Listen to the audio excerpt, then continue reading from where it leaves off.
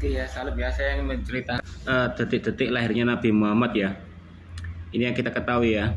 Muhammad ini lahirnya sangat luar biasa, mengalang-alai semua nabi-nabi yang ada ya. Tapi mujizatnya nggak ada, terus mati juga. Ya, jadi ini kita lihat ya, bahwa Muhammad tuh lahir di 12.000 awal tahun Gajah ya.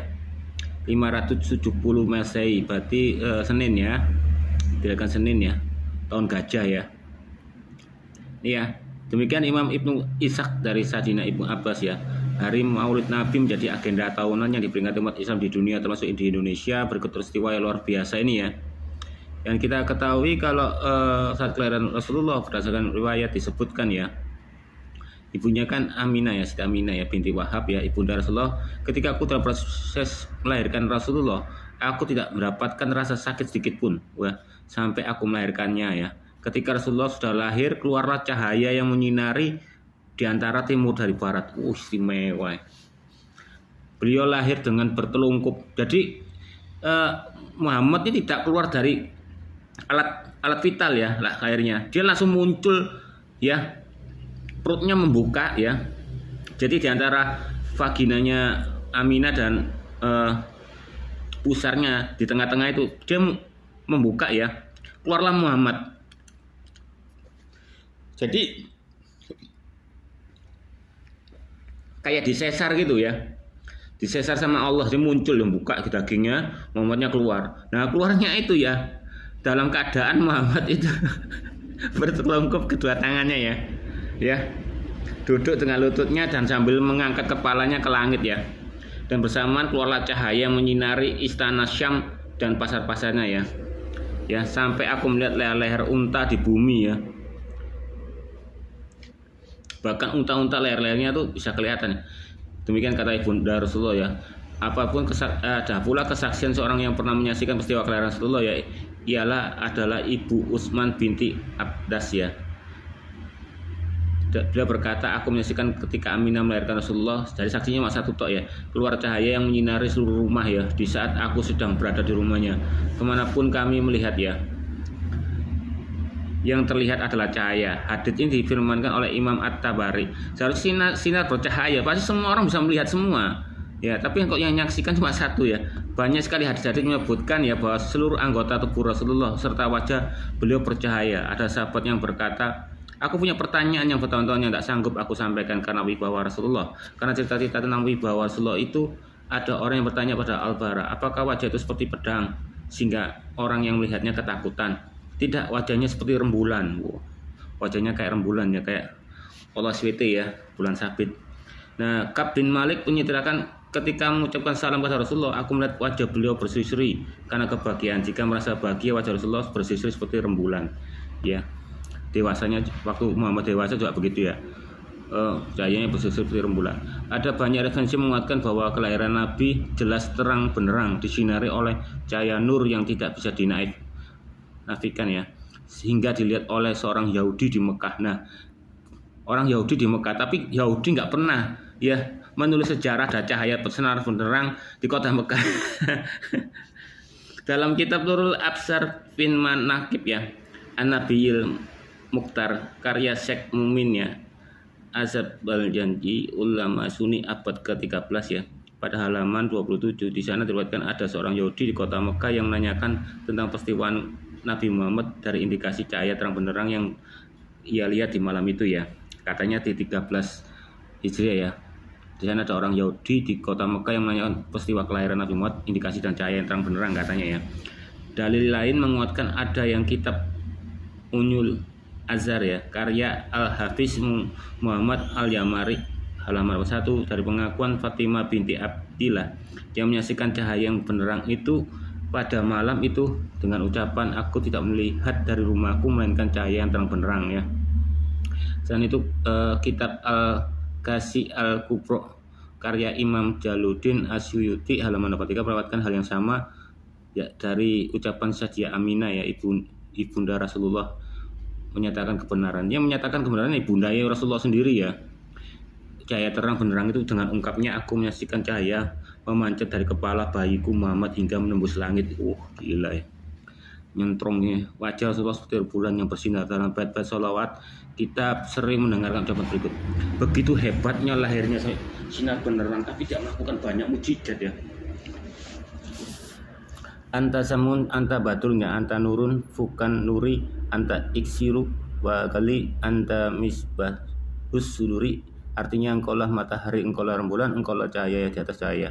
Di atas cahaya. Engkaulah kesturi, engkaulah wewangian, engkaulah cahaya hatiku. Ya. Dan Sayyidah Aisyah berkata, aku minjam jarum dari Hafsah binti Rawahab ya untuk mencari jahit. Jarum itu jatuh, aku mencari tetap tidak menemukan. Maka ketika Rasulullah masuk kelihatan jelas jarum yang hilang itu karena pancaran sinar wajahnya ya. Wah. Rasulullah bertanya, hai Humairah, mengapa engkau tak? Aku berkata, begini-begini ya Rasulullah, aku cerita peristiwa itu. Kemudian Rasulullah berkata, hai Aisyah, malanglah orang yang diberi kesempatan memandang wajahku, karena tidaklah seorang mukmin atau kafir kecuali mengharapkan melihat wajahku. Wah, banyak yang ingin melihat wajahnya ya.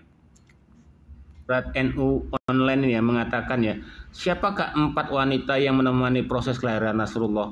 Ya kita lihat ya siapa ya. Ya. Pintu-pintu surga dibuka lebar, sementara pintu-pintu neraka ditutup rapat-rapat ya. Gila ya. Neraka ditutup rapat-rapat ya, pintu surga akan terbuka lebar. Ribuan malaikat turun ke bumi ya, sehingga memenuhi seluruh gunung di Mekah. Bulan terbelah ya. Jadi ada yang ini bingung, bulan terbelah karena Muhammad ini lahir, atau bulan terbelah itu yang di hadis mengatakan pada akhir zaman bulan akan terbelah, atau sudah Muhammad tuh dewasa membelah bulan. Berarti bulan ini banyak bolak-balik ya berarti ya. Dan bintang bersinar begitu terang ya, sejumlah kejadian ajaib yang menyambut kelahiran Rasulullah. Namun di samping ada satu kejadian yang tidak kalah menarik, yakni perihal siapa yang menemani Aminah ketika melahirkan Rasulullah pada abad ke-12 ya. Pertama Abdul Muthalib ya, kakek Rasulullah tengah bermunajat Ka'bah sementara Aminah sendirian di rumah, tidak ada pun yang menemaninya. Dia dalam kesendirian, Aminah menangis karena tidak satu pun yang menemani dan membantu dia ya. Di saat hendak melahirkannya, di tengah kegalauan itu tiba-tiba muncul ada 4 perempuan ya, ini 4 saksi ya di dalam rumah Aminah. Merujuk kitab An-Namitul Kubra ya, Al-Alam ya, diuraikan buku Happy Birthday Rasulullah. Mereka begitu cantik, anggun, kemilau. Wanita yang pertama menghampiri Aminah, ia kemudian berkata pada Aminah, sungguh berbahagialah engkau wahai Aminah. Wanita pertama melanjutkan, kalau Aminah adalah perempuan yang paling beruntung, mulia di dunia ini karena telah mengandung Muhammad, pemimpin setiap insan. Wanita ini kemudian duduk di sebelah kanan Aminah ya.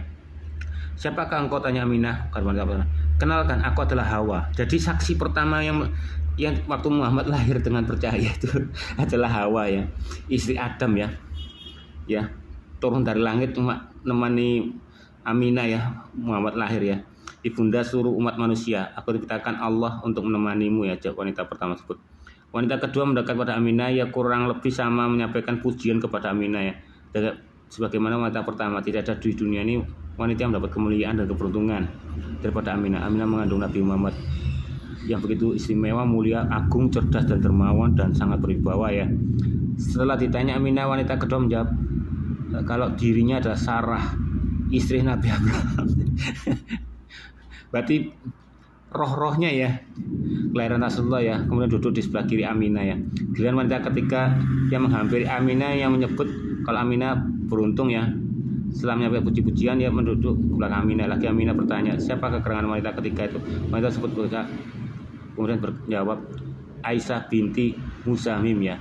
Itu juga diutus Allah untuk menemani Aminah. Gak tahu nih Aisyah siapa ini? Aisyah binti Muzamim ini siapa ya? Apakah Aisyah istrinya ya mengalami time travel, kurang tahu ya. Tapi kok Aisyah binti Muzamim ya, gak tahu nih. Kini wanita yang terakhir ya, yang maju mendekat Aminah sama seperti wanita sebelumnya. Wanita keempatnya menyanjung Aminah sebagai wanita yang sangat beruntung karena telah mengandung Nabi Muhammad ya. Yang dianugerahi Allah banyak mujizat. Mana mujizatnya? Seorang yang menjadi junjungan seluruh penghuni bumi dan langit ya. Wanita keempat di depan Aminah semakin kagum karena wanita keempat ini lebih anggun berwibawa, meminta agar Aminah untuk tersenyum, tidak lagi menangis. Sesungguhnya aku adalah Maryam binti Imron, ibunda Nabi Isa, kata wanita keempat. Maria rek, ibunya Yesus menemani Muhammad. Luar biasa ya. dan Aminah menjadi tenang dan damai ya. Oke ya. Ini diambil dari Al-Qadi Iyad ya. Sesungguhnya seperti halnya Nabi Muhammad SAW ya, ada kesemuanya para nabi dan para utusan. Akan tetapi Alama At-Tilamsani berkata sebagai tiap nabi selain nabi kita SAW itu dilahirkan melalui tempat yang berada di atas farja dan di bawah pusar ya, seperti yang saya bilang ya. Sedangkan nabi kita dilahirkan melalui lambung bagian kiri di bawah tulang rusuk dan kemudian kembali rapat menutup. Jadi kayak sesar itu ya, buka tutup ya, sebagai istimewa khusus baginya. Maka tidak ada benar kutipan tentang dilahirkan nabi melalui vagina ya. Begitu pula nabi-nabi yang lain. Begitu pula nabi-nabi semua nabi-nabi yang lain di vagina semua ya, hanya Nabi Muhammad yang enggak dilihat vagina ya. Dan karena hal itu ulama mazhab Malikiyah berpendapat untuk membunuh orang yang mengatakan kalau bahwa Nabi Muhammad dilahirkan dari tempat air kencing.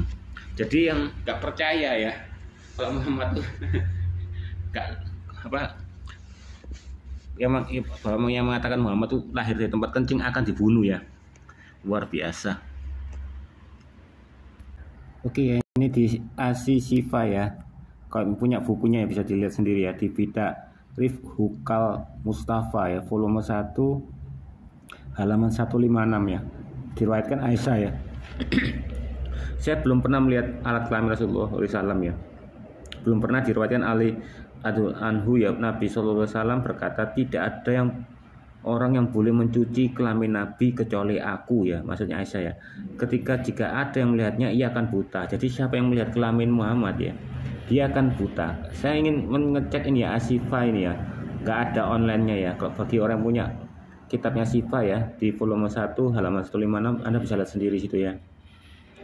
Padahal menurut hadis itu juga ya, kalau Muhammad tuh membawa batu untuk mendirikan Ka'bah itu ya, gaunnya itu kan keangkat ya, keangkat saking mininya terangkat, akhirnya kelihatan auratnya. Buktinya banyak yang lihat ya, gak buta kan ya.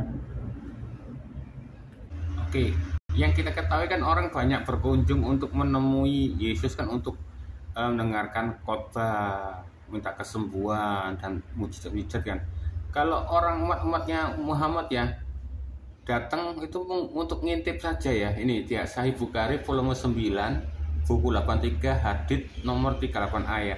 Diriwayatkan oleh Anas, seorang laki-laki mengintip di salah satu tempat tinggal Nabi ya. Nabi berdiri dan mengarahkan anak panah yang tajam atau tongkat kayu ke arahnya untuk menusuknya secara diam-diam. Jadi banyak umat-umat tuh datang ke tempatnya, rumahnya Nabi itu hanya untuk ngintip. Dia penasaran bagaimana seorang kakek-kakek itu mengawini gadis 9 tahun ya. Dan dia penasaran juga bahwa Muhammad ini memiliki kekuatan 30 laki-laki ya, hubungan intim ya dengan kekuatan. Makanya orang penasaran akan itu ya. Bagaimana sih kekuatannya 30 laki-laki dalam ngesek itu ya. Nah itu tadi. Beda kalau Yesus kan didatengin karena minta mujizat dan minta kesembuhan ya, minta makanan gratis kan. Kalau Muhammad Oke, ini di Sahih Muslim buku 25 hadits nomor 5369 ya. Ya ini sahih ya. Nih, Anas bin Malik meriwayatkan bahwa seorang mengintip ke dalam salah satu lubang di pintu Rasulullah SAW ya. Dia mendapati beliau berdiri mengangkat satu atau beberapa anak panah ya. Perawi berkata, aku melihat seolah-olah Rasulullah hendak menusuk matanya. Oke, ini di Sahih Bukhari volume 9 ya, buku 83 hadits nomor 38b, sahih ya ini ya. Diriwayatkan oleh San bin Sa'd As-Sa'idi ya, seorang pria mengintip melalui lubang di pintu rumah Rasulullah, dan pada saat itu Rasulullah memiliki mitri ya, sisir atau batang besi yang digunakan mengusap kepalanya. Jadi ketika Rasulullah melihatnya, dia berkata padanya, jika aku yakin bahwa kamu sedang melihat mula pintu, akan menusuk matamu dengan ini ya, batang besi tajam. Rasulullah menambahkan meminta izin untuk masuk telah diberitakan agar seorang tidak melihat dengan tidak sah pada apa yang di dalam rumah tanpa izin dari penghuninya ya. Oke ya, ini di Sahih Muslim buku 25 hadits nomor 5370 ya. Ya karena Muhammad pusing ya, banyak yang ngintip-ngintip ya. Jadi Abu Hurairah yang meriwayatkan bahwa ia mendengar Rasulullah SAW bersabda, Barang siapa mengintip ke dalam rumah seorang tanpa izin mereka, maka dibolehkan bagi mereka mencungkil matanya ya. Apalagi tambah ini ya, Sahih Bukhari jilid 1 kitab 6 hadits nomor 299 yang mengatakan ya, bahkan Rasulullah menggauli istrinya pada keadaan haid ya. Sehingga Aisyah menambahkan, tidak seorang pun di antara kalian yang dapat mengendalikan nafsu seksualnya sebagaimana yang dilakukan oleh Nabi. Nafsunya begitu besar dengan menggunakan kekuatan 30 kekuatan laki-laki. Ini yang membuat orang jadi penasaran. Kalau di Al-Quran mengatakan kalau Allah itu kan di neraka menghunus alat kelaminnya ya, bagi orang yang di neraka mengkaitkan payudaranya dengan rantai ya dan mencambukinya dan sebagainya. Kalau di Alkitab kan dibakar aja ya. Tapi kalau kita menurut pandangan kita, Allah ini BSDM, tahu BSDM? Suka nyiksa ya. Kalau di dalam ngesek itu BSDM tuh wanita tuh siksa, dikasih tetesan lilin ya, dipecuti dan sebagainya, diikat ya, nah, kayak gitulah. Nah sama seperti Muhammad nih ya. Muhammad tuh dia menyukai istrinya disenggamai pada waktu haid. Mungkin dia terasa mendengar tuh istrinya merasa kesakitan dan merasa enak gitu loh. Dan kedua seperti perawan kan, kalau bersenggama istri yang sedang haid kan, darahnya keluar dari seperti perawan ya. Ini di Sahih Bukhari jilid 1 kitab 6 hadits ya nomor 300 ya. Rasulullah ingin membelai salah seorang istrinya yang sedang menstruasi yang minta dimulakan isar ya.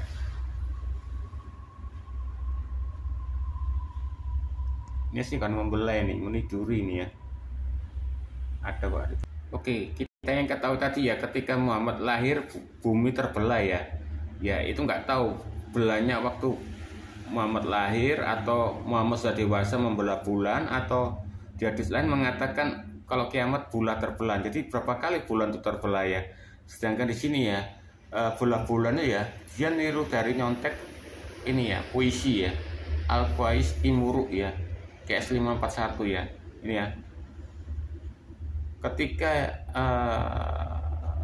anak perempuan Muhammad ya, ini ya, anak perempuan Muhammad pada suatu hari berjalan melafalkan Quran 54 ayat 1 ya. Pada saat itu ia berjumpa dengan anak perempuan Imul Qais ya, yang pemilik syairnya, yang berkata padanya, "Oh, ternyata itulah yang dicuri ayahmu dari salah satu syair ayahku," dan menyebutnya sebagai wahyu yang turun padanya di surga. Dan kisah ini terlalu tersebar di orang-orang Arab sampai sekarang. Jadi terbukti ya. Ini adalah ya cerita Muhammad Qabaid ya. Tapi kenapa nggak saya tersansalit ya? Ya, penulis ya Al-Qais yang dibuat oleh berbagai penulis Kristen ya, dibantah oleh umat Islam ya. Beberapa puisi simpatnya yaitu Imam Qais ya juga muncul dari Quran surah 54 ayat 1. Dikatakan ketika cucu perempuan Imam Qais mendengar surat tersebut dibacakan, dia langsung mengenali puisi ayahnya ya. Bagaimana ayahnya tuh ini ya, tulis bahasanya itu oleh umat Islam dianggap sepenuhnya ilahi dan tidak dapat tiru, sebuah mukjizat bergaya dan tidak dapat diulang ya. Tuh, ayat yang ditiru ya, suatu itu sedekat bulan akan terbelah. Nah ini berarti menandakan apa? Kiamat nih, saat itu sudah dekat dan bulan terbelah ya.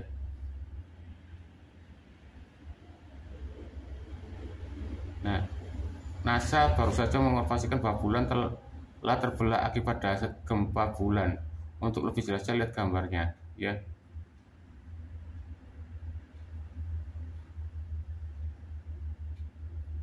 Ada 20 keberatan puisi juga dijiplak oleh Muhammad yang membuktikan bahwa itulah kebohongan dilontarkan mulut Imam Qais ya.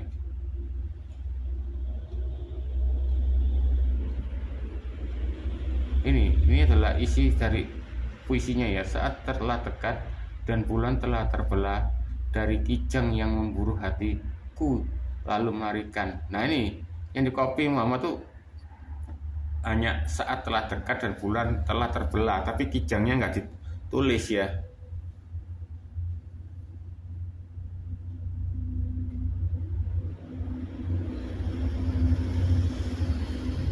Ini ya, orang-orang kafir tidak pernah menyaksikan terbelah bulan ya. Orang-orang Arab tidak pernah berbicara sama sekali tentang terbelahnya bulan. Puisi orang Arab terkenal banyak berbicara tentang bulan purnama dan memanfaatkan untuk orang yang mereka cintai. Ibnu Qais termasuk salah satu penyair papan atas ya. Puisi ini cukup konyol dan tidak sesuai dengan gaya puisinya. Versi kedua puisi ini tidak romantis dan menyinggung gadis itu bulan yang telah terbelah dan menjauh dirinya. Puisi versi ketiga hampir tidak ada maknanya. Dalamnya bulan telah terbelah dan kasihnya mencurinya seperti seorang sedang membicarakan waktu. Syair-syair puisi itu tidak berirama ya.